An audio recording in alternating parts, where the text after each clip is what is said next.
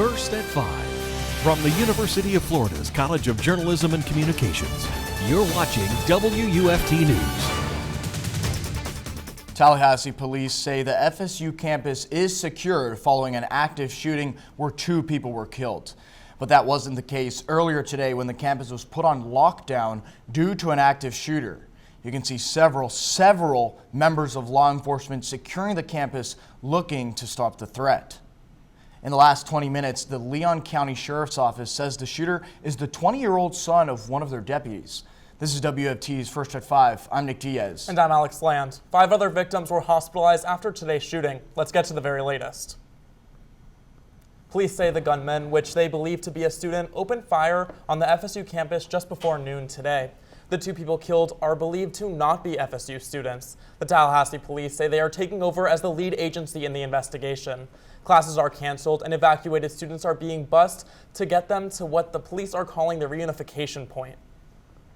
WFT's Sebastian Broche is live in Tallahassee. Sebastian, you attended a media briefing about the shooting that ended just moments ago. I just stepped out of the FSU press conference, and FSU Chief of Police tells us that there are currently 5 wounded, 2 dead at the scene. Student union is still an active crime scene, so students are urged to stay out. And the biggest takeaway from all of this was the response time from police officers. They were on the scene almost immediately. Take a listen.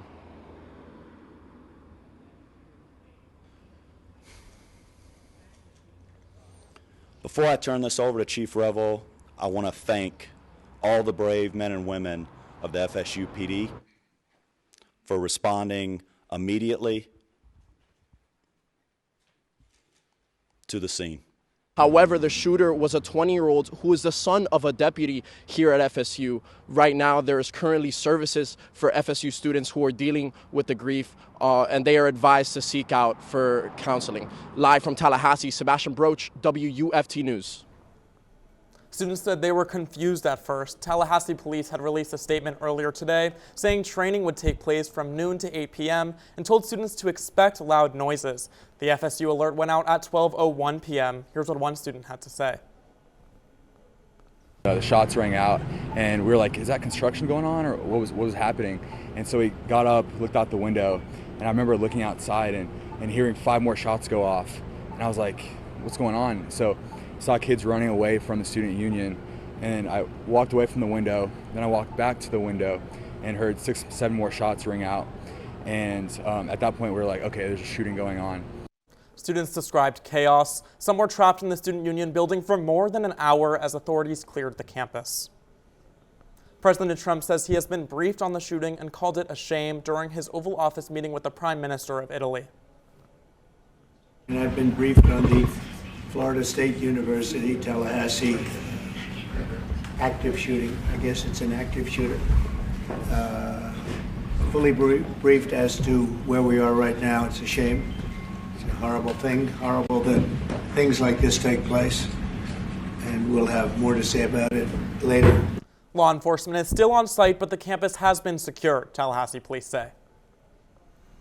State officials are also responding. Governor DeSantis paid his respects to the victims of the incident on X. He posted, "Our prayers are with the FSU family and state law enforcement is actively responding." FDLE agents said on social media they were on scene. Florida Senator Rick Scott also said on social media he would be praying for the safety of everyone at FSU. He reposted Attorney General Pam Bondi's post saying that FBI agents were on the scene. Leon County Public Schools were on lockdown earlier today. Parents and staff were notified around 1 p.m., district officials say. Now all district employees are back to normal operations following FSU's campus closure. Florida A&M University canceled all classes and student activities on the main campus for the rest of the day. School leaders say FAMU engineering students may leave but cannot return to FSU's campus until further notice. Employees are being offered remote work options for the rest of the day. This isn't the first time FSU has experienced a campus shooting. The last time Florida State had an active shooter was in November 2014. 31-year-old Myron May went into the university's Strozier Library just before midnight and opened fire, injuring 3 before he was shot and killed by Tallahassee and FSU police.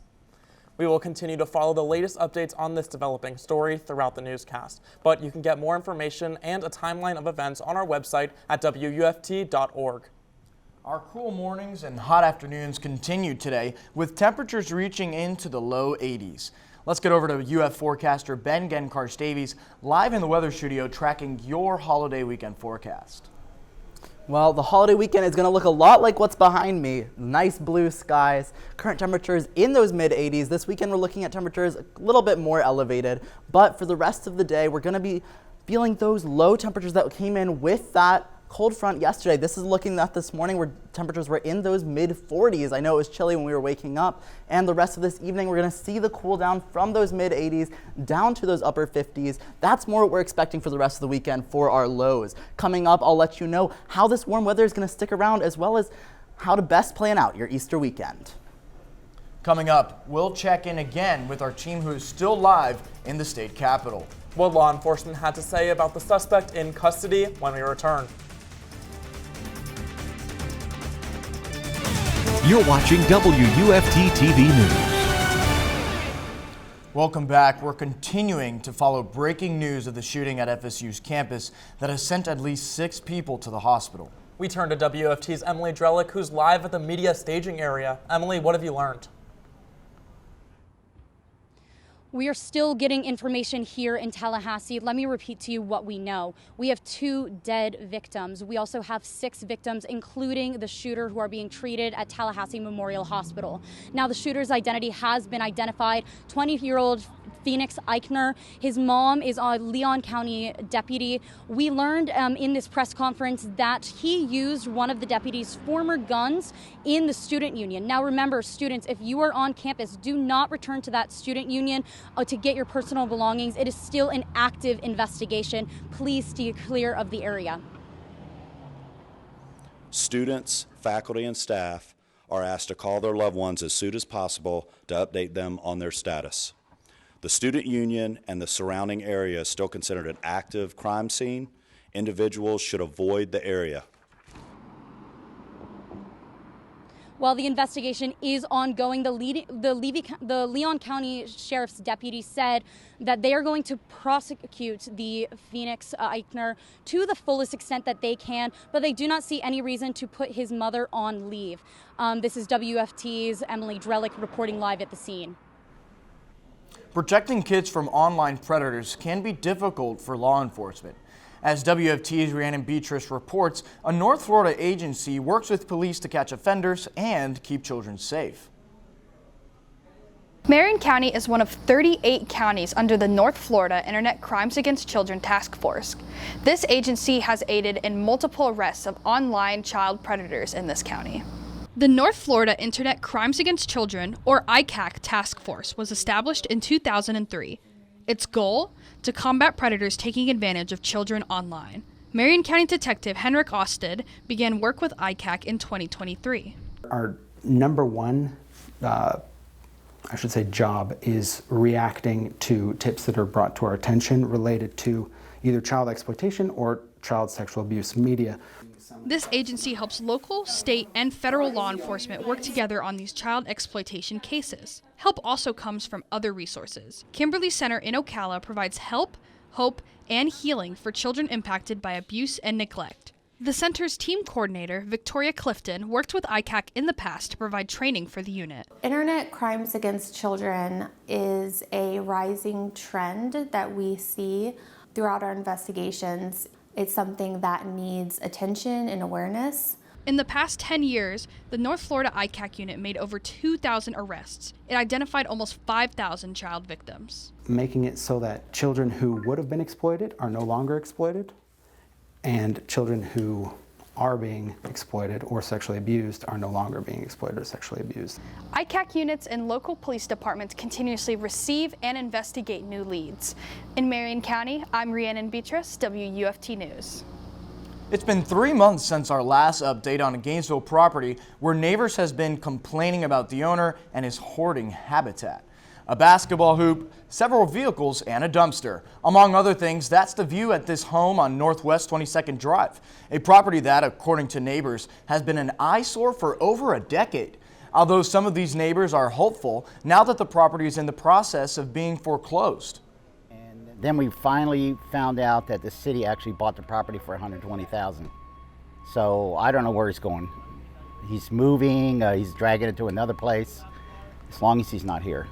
Other neighbors expressed similar sentiments, although they did not want to be interviewed out of concern for their safety.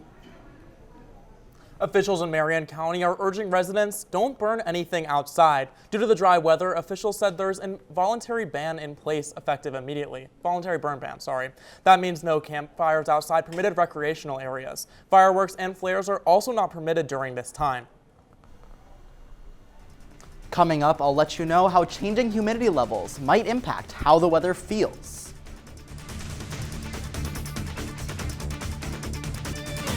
You're watching WUFT-TV News. With Florida's fire season reaching its peak and hurricane season only 50 days away, it's important to stay safe and know where to stay informed. Several north central Florida counties, including Marion, Alachua, Putnam, and Levy County, have emergency alert systems to provide critical information in emergency situations. Sign up online to stay safe in these situations.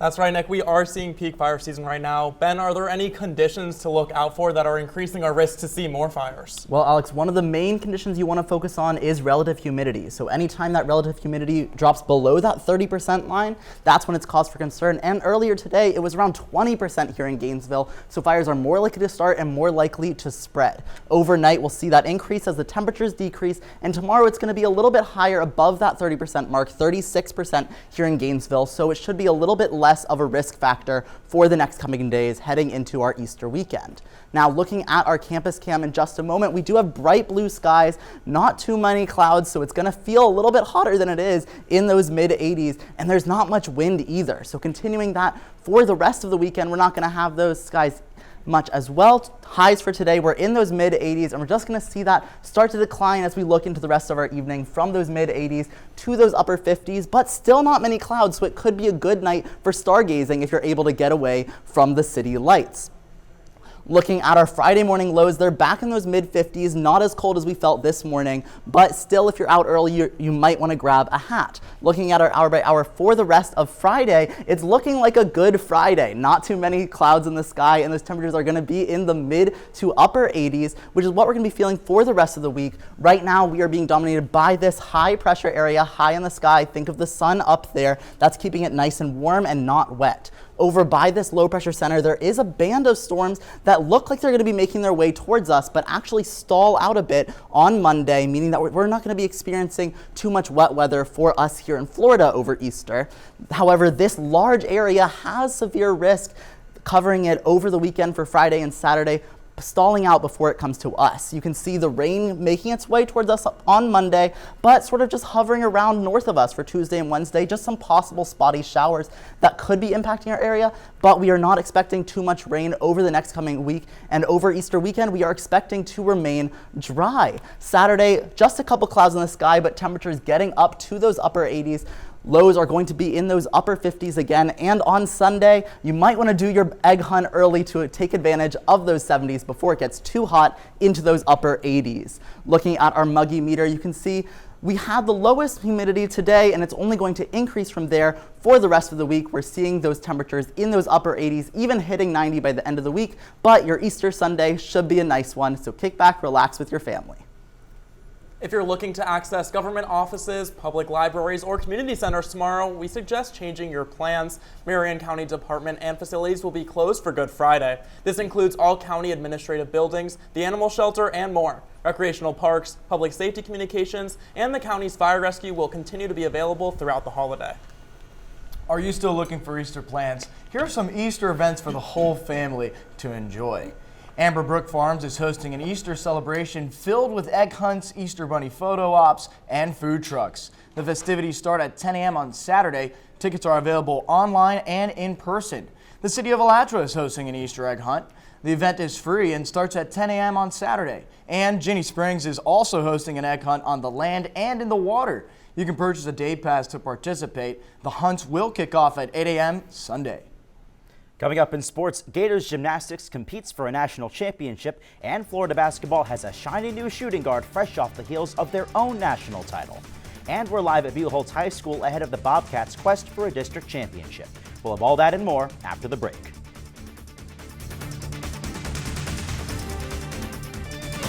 You're watching WUFT-TV News. Welcome on into sports. I'm Ethan Eibe.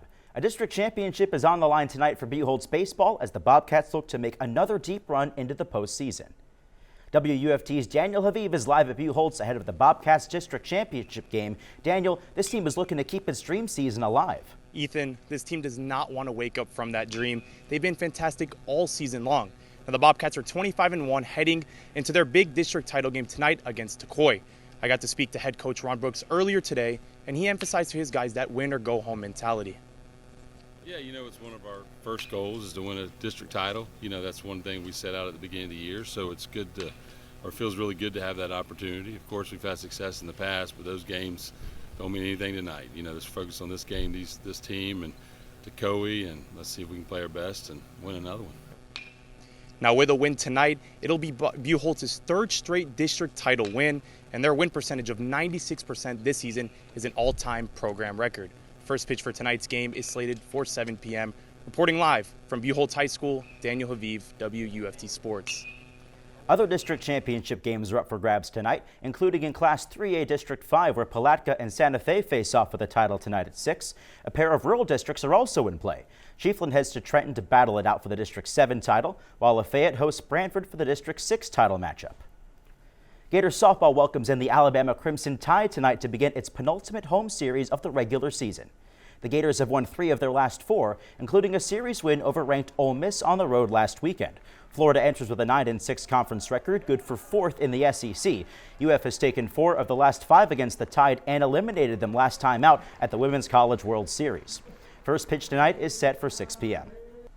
Florida has another opportunity for a national championship this weekend. Gators gymnastics is in Fort Worth for today's semifinal meet and will look to bring home its first title since 2015. The Gators face Alabama, Oklahoma, and Missouri in the semifinals, which just started a half hour ago. Florida is looking to advance to the title meet slated for Saturday. It would be familiar territory for Florida, who has advanced to the championship meet in 17 of their last 19 NCAA appearances. Gator men's basketball head coach Todd Golden is wasting no time after cutting down the nets 10 days ago. The Gators are bringing in former Princeton Tiger Xavier Lee to the reloaded roster for next season. In Lee, Florida gets one of the top guards in the transfer portal, who averaged just under 17 points per game for the Tigers last year. Lee has some connections to the Gators as well. He attended high school in Pennsylvania with current Gators forward Thomas Houck. For a team that's losing all 3 of its backcourt starters, Lee's addition will bring plenty of value to the Gators next year. In further Gators hoops news, center Ruben Chinyelu has announced his decision to enter the NBA draft while retaining his college eligibility. Chinyelu joins fellow Gator Alex Condon, who entered his name into the draft yesterday. Both will have the opportunity to pull their names out of consideration prior to the draft in late June and return to Florida for their junior seasons. And finally, Florida State University has announced all home athletic events have been canceled through this Sunday. As of now, FSU is still sending athletes to compete at the Tom Jones Memorial Meet scheduled for this weekend in Gainesville. When we come back, we'll have one final check-in with our team live in Tallahassee and get you one last look at your weather forecast. One more recap on the FSU shooting that occurred earlier today. What we know is that 2 are dead and at least 6 are hospitalized. The shooter is the son of an LCSO deputy. UF just announced that grief counselors are available for the Gator community. For more updates, you can always check at WFT.org. Yeah, Alex, and we'll be continuing to bring in updates to this story as soon as we get it. Make sure to check in with us tomorrow and to look to our website for the most up-to-date information. But for now, Ben, let's get one last look at that weather. For the rest of this weekend and into the week, we are looking at temperatures in those upper 80s. It's going to be steadily climbing slightly until we hit those 90s on Wednesday and Thursday. Our lows for this week are going to be in those upper 50s, lower 60s, and we're keeping our sunny skies around through Sunday for people to celebrate Easter with their families. First at 5 is back tomorrow. For your North Central Florida news is always on at WFT.org and on all our social media platforms. Have a good night.